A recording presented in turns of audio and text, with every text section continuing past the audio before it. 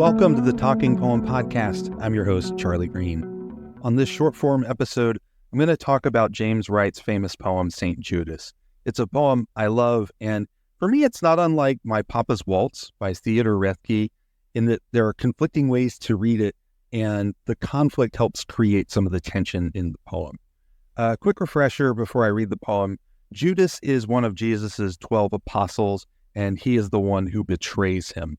So I'm going to mash together the stories from the four Gospels because there are some mild discrepancies, but this is the general narrative.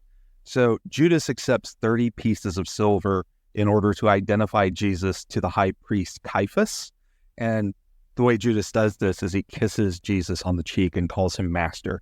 So Caiaphas has his men arrest Jesus and then turns over Jesus to Pontius Pilate. The rest of Judas's narrative is that he attempts to return the 30 pieces of silver, and then he goes out and hangs himself. A few other notes. At one point, as Judas is narrating his story, he refers to, quote, his number, which refers to his number among Jesus's 12 disciples. Also, the story that he narrates in the poem is invented. It doesn't happen to Judas in any biblical text. However, the narrative that Judas tells about himself is very similar to the Good Samaritan story.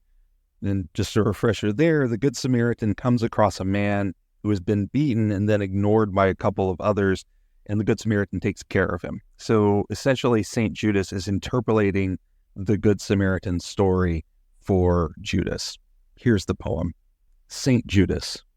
When I went out to kill myself, I caught a pack of hoodlums beating up a man. Running to spare his suffering, I forgot my name, my number, how my day began, how soldiers milled around the garden stone and sang amusing songs, how all that day their javelins measured crowds, how I alone bargained the proper coins and slipped away.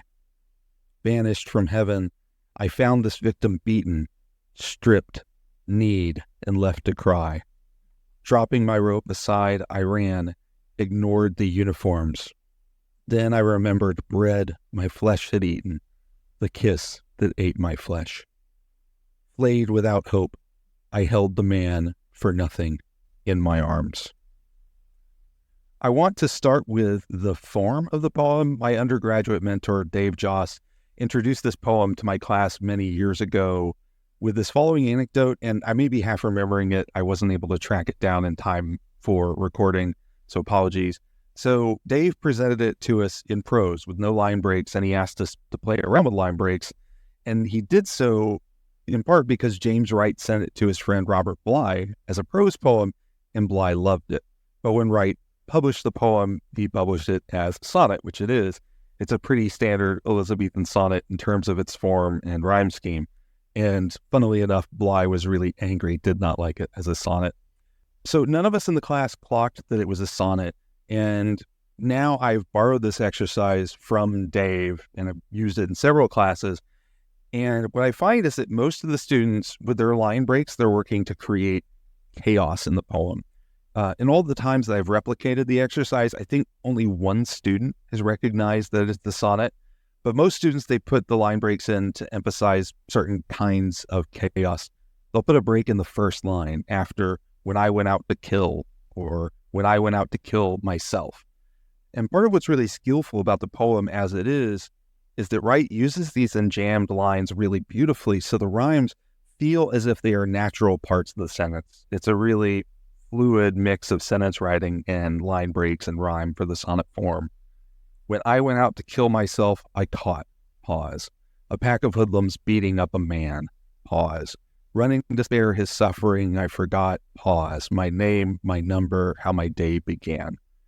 And part of what's interesting about the in-class exercise is that the students are able to see how form changes the tone and rhythm. So when they go for chaos, Judas sounds frenzied. He sounds as if his thoughts are disordered, but in the sonnet form, he sounds much more reasonable and calm and reflective. The rhyme and meter create a regularity in his voice.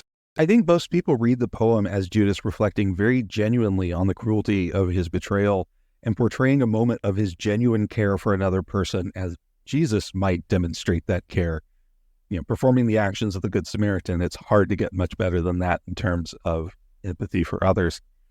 However, I do want to offer a different reading, and maybe there are other people who read the poem this way, but the commentaries I've read on the poem treat it as a genuine reflection on Judas's part. And I want to say that is a legitimate reading of the poem, and it's part of the way I read the poem. But this is the question. What if it's not a genuine reflection, but instead is deceit? What if Judas is trying to convince himself, or more likely the audience, of his sainthood or his goodness, but it's a disingenuous plea? Consider two things. So first, the story he tells of his kind action is, like I said before, the story of the Good Samaritan. Some of the language is borrowed from the King James Version of the Bible with some small changes. Judas runs to help the man, and he remembers bread my flesh had eaten, which is the communion, and the kiss that ate my flesh. Just such a fantastic line.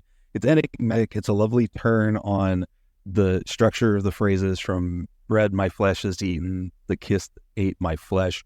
And I read that, at least in part, as Judas having this awful bodily feeling when he recognizes his betrayal, that there is genuine guilt there. When he kisses Jesus, the betrayal changes him bodily into something else. And so in the same way that communion is a kind of cannibalism, Judas's betrayal cannibalizes himself, basically. He's cannibalized his possibility at eternal life.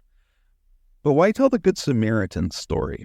I did go back through some of the Gospels to see if Judas is present when Jesus tells the Good Samaritan story. It doesn't seem that way, but you can read the poem as Judas adapting a known story of obvious empathy and care and self-sacrifice to himself.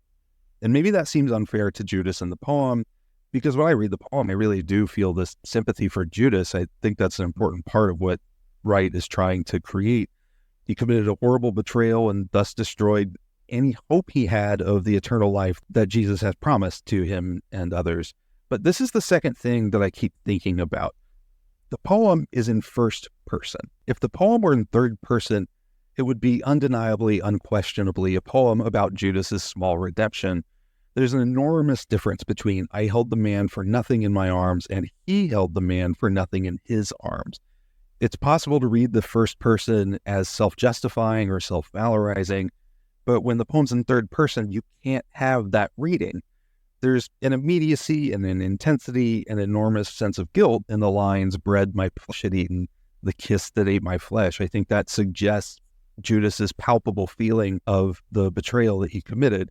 And it makes sense that he would be able to access that feeling even if he is trying to defend himself to a listener. So for me, one of the challenging, wonderful elements of the poem is seeing those two readings in tension with one another.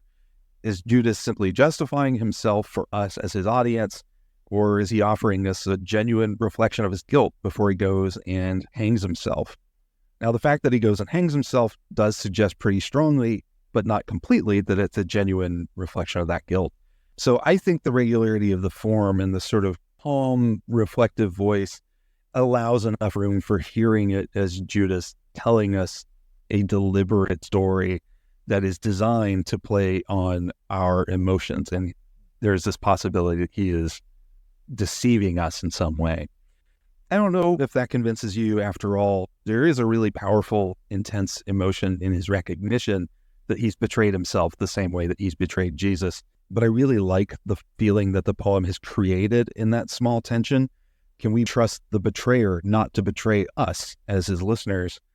Maybe I've lived a little too long in the era of empty apologies in which people claim to take responsibility by their words, but they evade responsibility in their actions. Of course, we can only read poems in our own context as readers. We can try to read them as they would be or might have been read and understood in their time, but to some degree, that's always an assumption. So I hope you enjoyed this reading of a really fantastic James Wright poem. It's a poem that's worth poring over and just spending a little time with because it's such a pleasurable, smart, well-crafted, emotional poem. Thanks so much for listening. Have a good day. Go read some poems, pet some dogs, and support striking workers wherever you find them. Bye.